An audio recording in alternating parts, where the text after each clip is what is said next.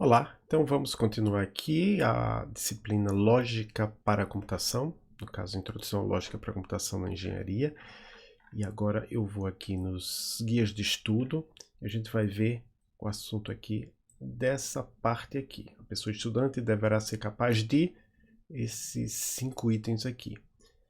Para isso, nós vamos aqui nos materiais da disciplina. Nada nem precisa, porque tá aqui, olha. É o texto, a estrutura de um argumento.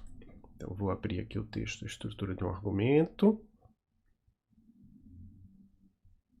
É um trecho de um livro sobre lógica de John Nolte e Dennis Roatin.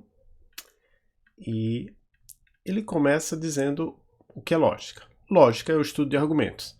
Mas, ok, você ainda não sabe o que é um argumento, então isso não ajuda muita coisa. Aí ele fala: um argumento é uma sequência de enunciados na qual um dos enunciados é a conclusão e os demais são premissas. Bem, você não sabe ainda o que é um enunciado, o que é conclusão, o que é premissa. Então, vamos ter que começar do básico. Mas aí é legal que ele já dá um exemplo. Ele diz aqui, olha, esse aqui é um dos argumentos mais conhecidos devido ao seu aspecto ubíquo como exemplo na lógica elementar. Todos os homens são mortais, Sócrates é um homem, portanto Sócrates é mortal. Vejam, essa última parte aqui a gente concluiu a partir das duas primeiras frases. Então, eu quero que vocês leiam esse texto, certo? Eu não vou querer que esse vídeo substitua a leitura do texto de forma alguma, mas eu vou só destacar algumas coisas. O que é um enunciado? É uma frase como essa: todos os homens são mortais, ou como essa, Sócrates é um homem, ou como essa, Sócrates é mortal. É uma frase a qual você pode atribuir o valor verdadeiro ou falso. Veja, essa frase, ela não precisa, eu não preciso saber se é verdadeira ou falsa. Então, por exemplo, a frase "há vida em Marte", eu não sei se é verdadeiro ou falso, mas eu sei que é um enunciado, eu sei que é uma proposição. Aqui na nota de rodapé aqui, ele explica um pouco a diferenciação, a possível diferenciação entre enunciado e proposição, mas ele diz aqui que para a gente, nesse contexto aqui nosso, enunciado e proposição vai ser a mesma coisa.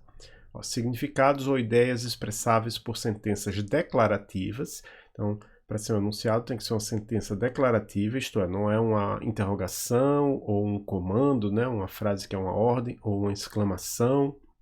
O dia está bonito. Então, tem que ser uma sentença declarativa e que o significado você possa dizer se é verdadeiro ou falso. Se não for enunciado, então ele chama aqui de não enunciados. E o que é que são? Então, veja, do que a gente queria falar aqui.